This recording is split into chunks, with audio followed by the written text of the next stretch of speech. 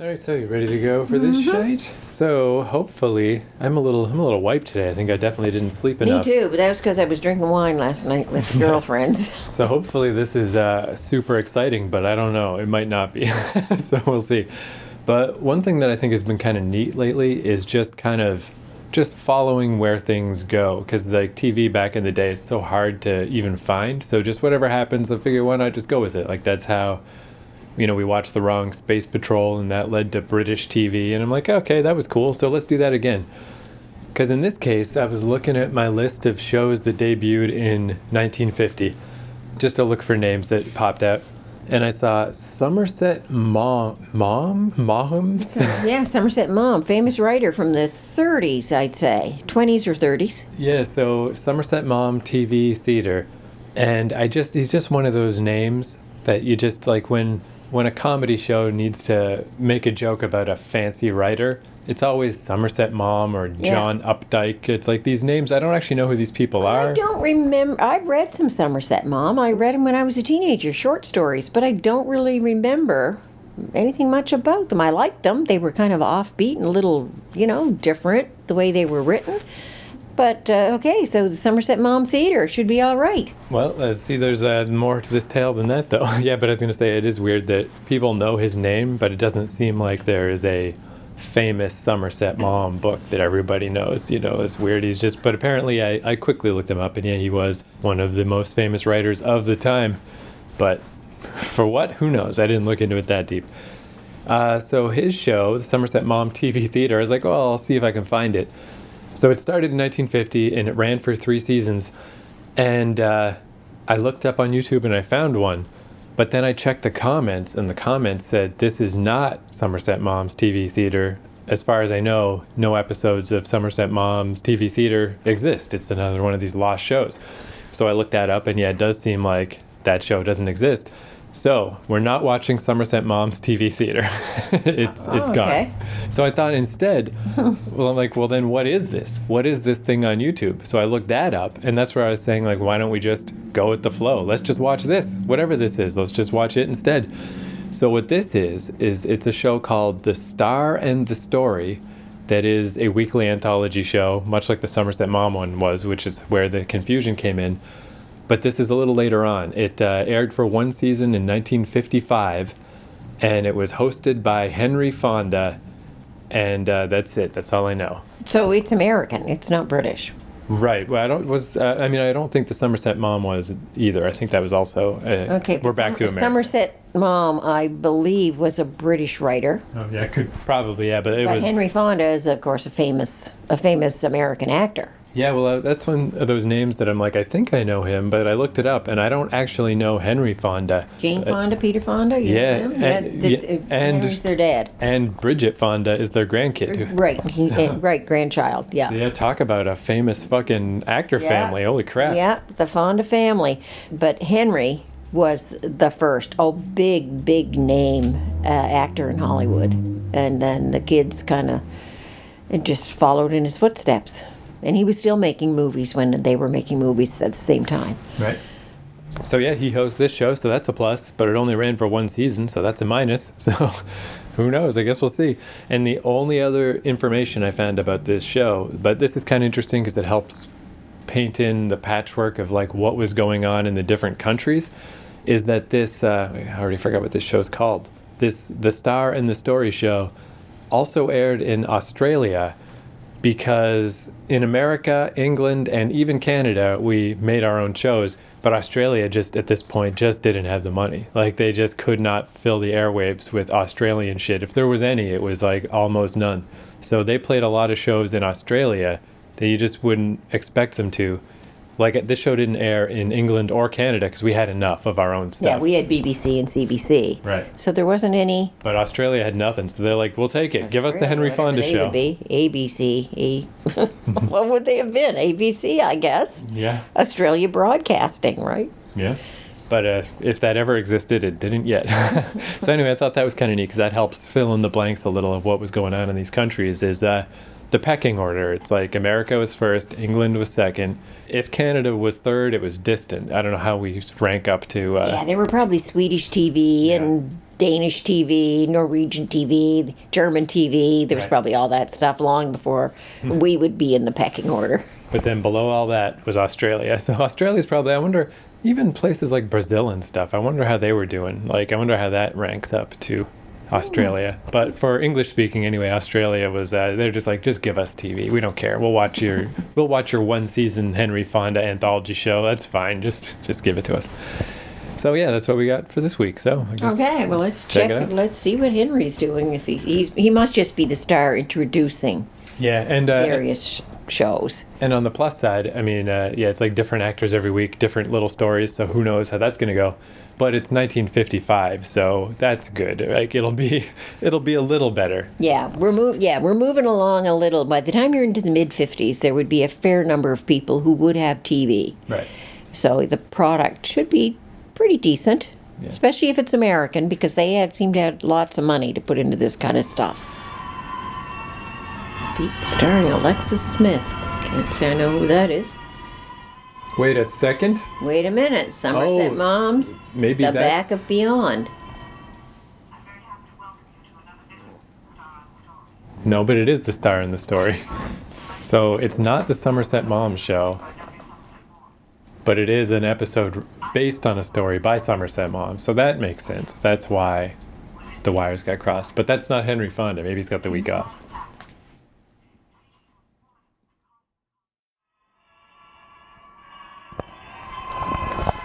So yeah, I usually turn on the recorder toward the end of the show just to catch the little end so I can, like, I fade out as the show starts and then fade back in. But that one caught me off guard. I did not think that was the last scene. Just finished. Yeah. It's like, whoop, we're She just done. made Dream On, buddy. Kind of done. Story done. All right, so just to clear up exactly what this thing was, so if anybody wanted to find it on YouTube, it is called the Somerset Maugham TV Theater, but what it really is The Star and the Story, Episode 9. And look, it's 1954, and it's made in Hollywood. Right. So the episode's called The Back to Beyond, Episode 9, and it was based on a story written by Somerset Maugham, so that explains the confusion there. Although the little listing I found, man, it's really going deep on this research. So there's this site called the Internet Archive that like archives old web pages. So I found the list of episodes on a web page that no longer exists, but it's been archived by the Internet Archive. So that's all I could find about this show. And yeah, it said host Henry Fonda. No Henry Fonda at all. So I assume we just got an episode that didn't have Henry Fonda. I don't know, Yeah, they busy that used week. the star, who was obviously, I don't know anything about this, Alexis Smith. Right. But she was the star of this, and she hosted it. Yeah, so I mean, pretty dry.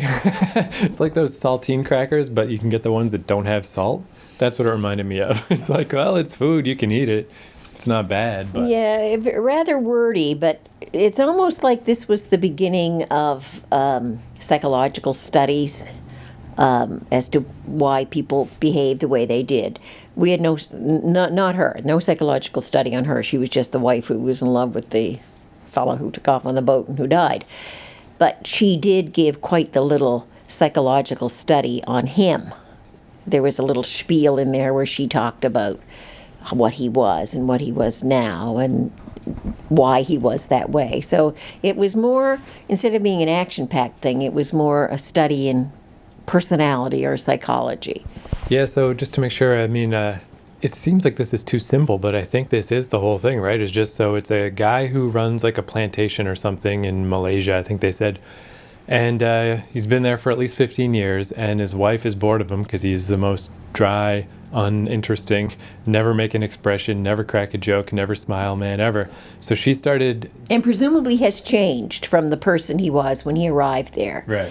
Because he also had sentenced to jail for 5 years this young worker who had stolen a few coin from him. So he's become a And real he's dick. very heartless. So yeah, the wife starts having an affair with this younger guy named Tom, or maybe not younger, a guy who reminds her of him 15 years ago. But then Tom dies in an accident, falls off a boat, and then yeah, the couple just talk about how, wow, I guess our marriage is kind of shitty now. And that's it, right? Well, I think there might have been something a little more underlying there. Tom didn't die. We don't know how Tom died. He didn't fall off a boat. They buried him at sea. Right. I'm wondering if you are supposed to get the impression that possibly Roger, husband, had something to do with his death aboard that ship. Because they never say how Tom died. It was just an unexpected death.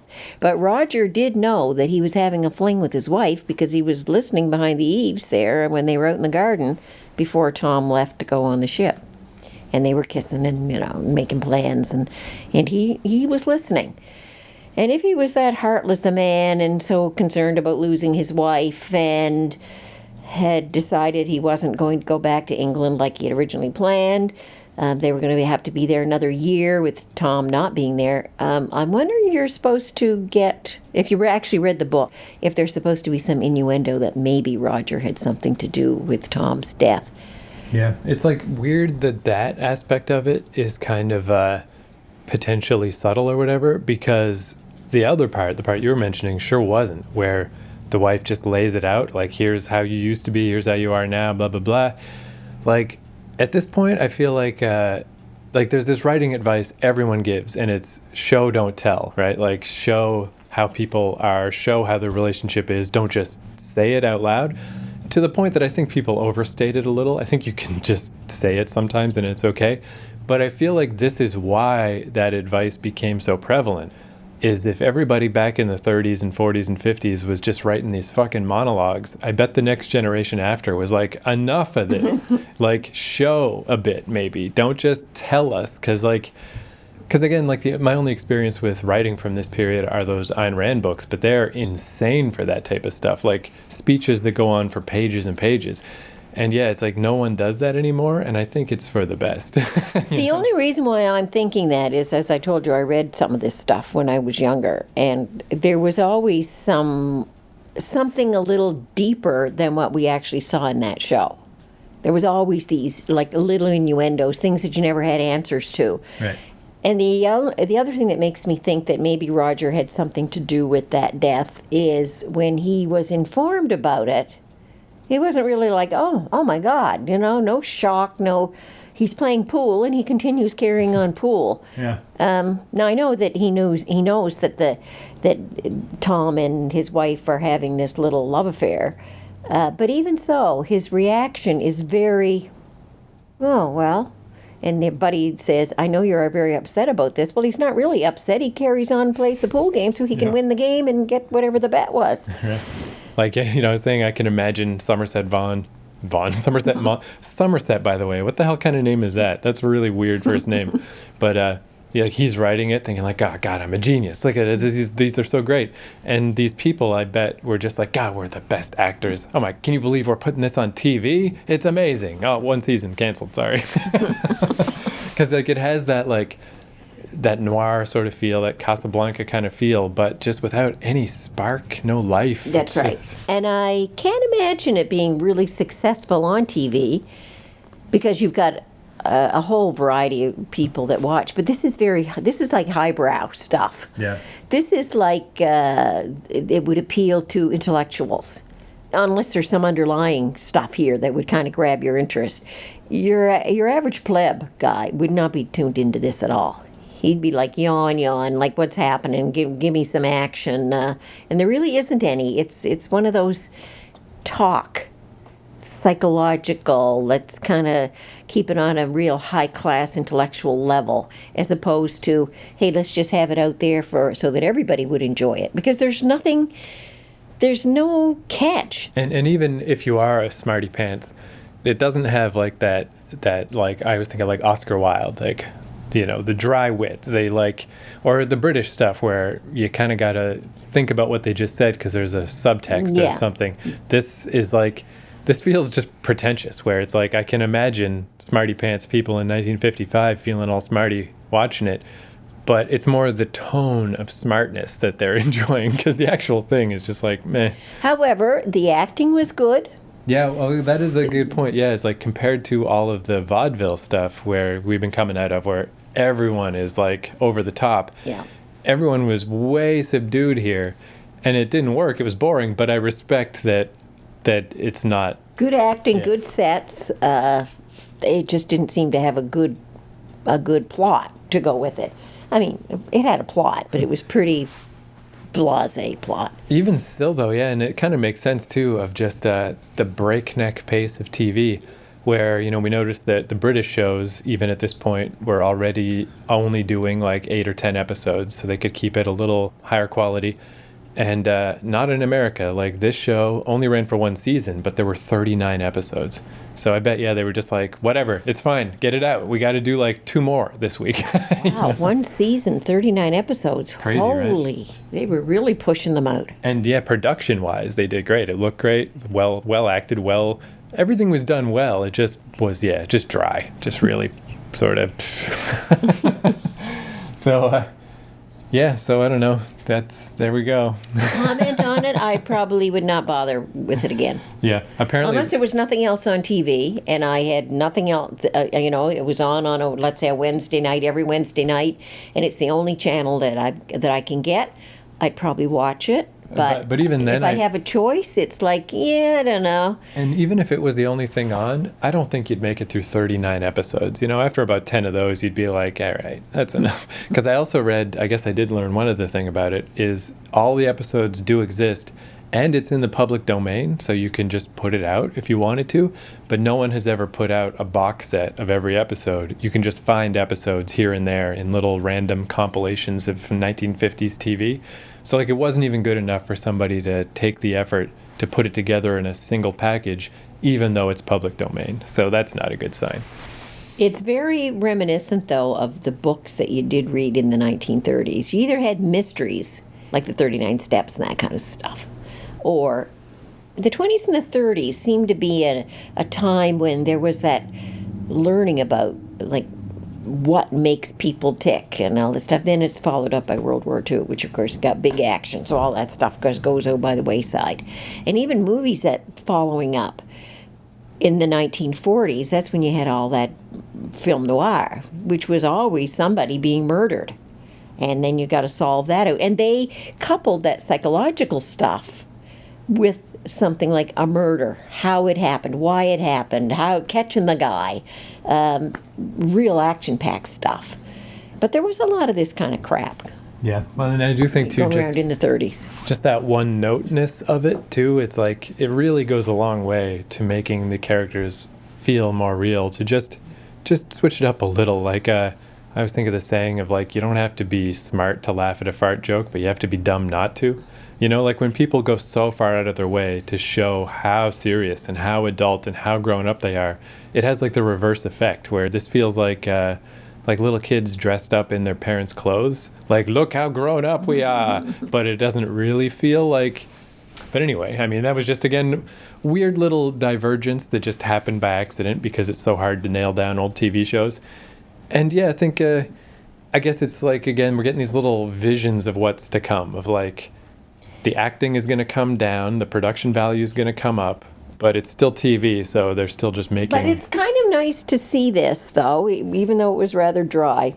Because when you think of what TV was like in the early years, you think of Jack Benny, Red Skelton, I Love Lucy, some of those westerns. You don't usually think of dry drama, which this was. And yet, if you're getting a well-rounded picture of TV viewing, yeah, that should be part of it, and it is. But normally you wouldn't think of that. In the 60s, I would have thought more of this stuff rather than the mid-50s. But obviously in America, they were producing this stuff too. It's interesting, too, with this. I mean, I don't have very much knowledge of especially dramas from the time, but it's so unfair to compare things to Casablanca because it's like the greatest movie of all time or one of the greatest movies. But it's just, it's the only example I can go to because it's the only one I've really seen. I mean, I saw Citizen Kane, but Citizen Kane is like that show. Very much like that show. Super boring. I didn't like it at all. Whereas it's weird, like Casablanca, I don't know how it worked out so well because other movies, I guess I got to watch like The Maltese Falcon sometime, but most movies of the era weren't that good. And even the other movies made by that same director are not that good. Somehow that one just turned out. but it's kind of the one that damns all the rest, because it's like, well, if in 1942 they can make a story of this type that good, then what is all this other shit? It's kind of, but again, yeah, it's just TV. I should, and again, if they made 39 episodes in 1 year, like, it's fine. It's fine. That's all I guess I can say. I wasn't opposed to it, but yeah, I wouldn't go out of my way. And it may be the kind of thing, if you're watching TV, early television, and it's in the night, late at night, just before you go to bed, you're in your bedroom all tucked up nice and quiet, and you're ready to doze off to sleep. Yeah, that would be the kind of thing that would lull you into that sense of calmness. You wouldn't be excited so that you'd be up all night dreaming of it. You'd just be kind of, yeah, that's like having a nice cup of warm milk and settling yourself in, and then get up and turn off the TV and go into a restful sleep. Yeah.